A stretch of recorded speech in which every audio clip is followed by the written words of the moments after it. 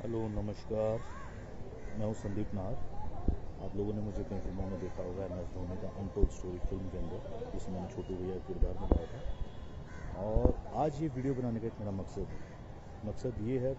वैसे तो आपको सुन के बड़ा अजीब लगेगा कि मैं कैसी बातें कर रहा हूँ, बट लाइफ स्मूथ नहीं चल रही। लाइफ में काफ़ी सारी प्रॉब्लम्स हैं जो मैं मानता हूँ, लेकिन मैं आज मेंटली थोड़ा स्टेबल नहीं हूँ। स्टेबल इसलिए नहीं हूँ क्योंकि मेरी वाइफ कंचन शर्मा, वो क्या रहा है, 1.5-2 साल से एक ट्रोमा से मैं निकल रहा हूँ और मैं उसको फेस भी कर रहा हूँ और उसको समझा के थक चुका हूँ काफ़ी चीज़ों को। वो एक ही पास्ट की बातें, एक ही बातें रिपीट करना, रोज़ लड़ना, 365 दिन में से मैं कह रहा हूँ 200 बार सुसाइड की बातें करना, मर जाऊंगी, तुझे फंसा दूंगी, तेरा करियर स्पॉइल कर दूंगी, तेरे खानदान को फंसा दूंगी। तो ये सुन के मैं बहुत ही इरिटेट हो चुका हूँ। मैं उसको हर बार पॉइंट पे समझाता हूँ, कंचन देखो ये बात ऐसे नहीं ऐसे है, ऐसे नहीं ऐसे है, इस चीज़ को समझो। वो मेरी फैमिली को गालियाँ देती है, मेरी माँ से इतनी नफरत करती है, मेरे हर परिवार वाले को। आजकल ऐसा टाइम आया कि मैं उनका फ़ोन नहीं उठा पाता इसके सामने। और बहुत सारी चीज़ें हैं, बहुत सारी चीज़ें ख़राब हो चुकी हैं।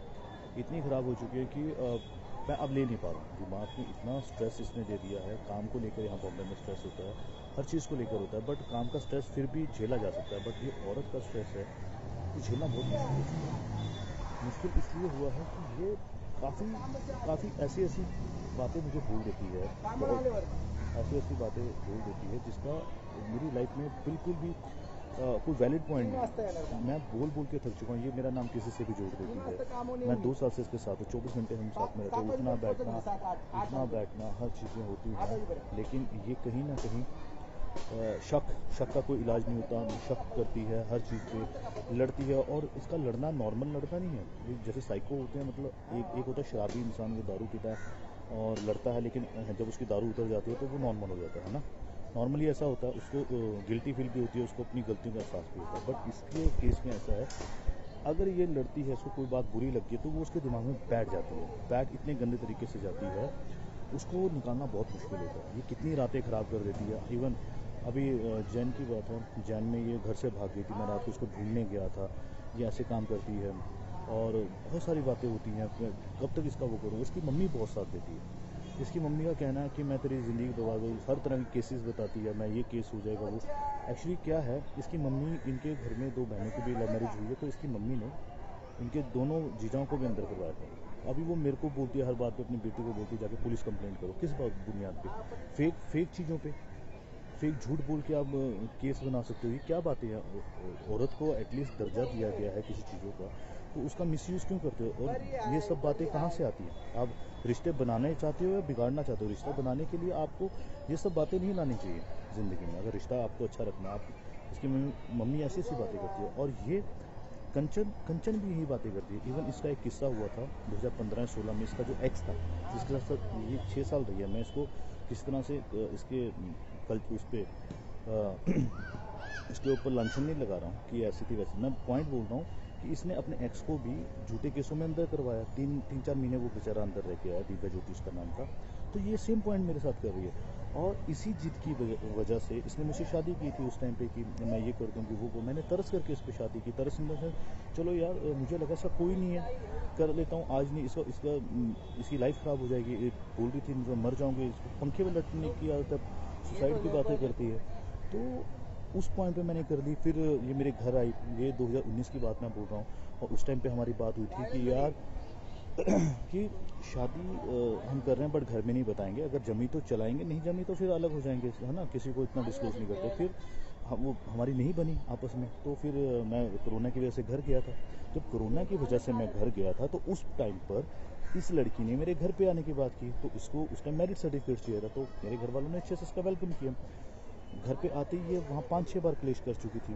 घर आई, 18 जून को आई थी, आई थिंक जून को आई थी, और इसमें 5 दिन बाद ही, चूँकि उस टाइम कोरोना काल था, तो गवर्नमेंट ने भी बोला था कि आपके घर में अगर कोई बाहर से आता है बॉम्बे से, तो आपको इन्फॉर्म करना पड़ेगा।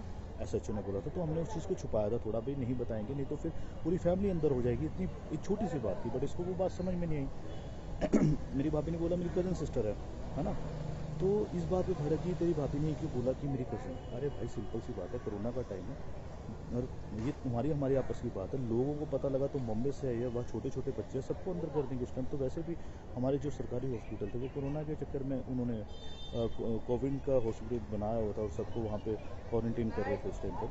तो उसके बाद कुछ और छोटी छोटी चीज़ें हुई, जैसे कि हमारे घर में किन्नर आए, किन्नर बधाई लेने आए, तब ये लड़ी, क्योंकि हमने उनको भेज दिया था। भेजने का एक कारण था, कारण ये था कि अगर हम किन्नरों को बधाई दे देते तो हमारे रिश्तेदार नाराज हो जाते। उनको लगता कि इनके घर में बहू आई, इन्होंने हमें नहीं बताया। मैंने कंचन को, उस टाइम हमारी शादी की रिसेप्शन पार्टी फिक्स हो गई थी 30 जुलाई को, तो हमने बोला कि आप 30 जुलाई के बाद आना, हम आपका वही जो बनता है वो देंगे।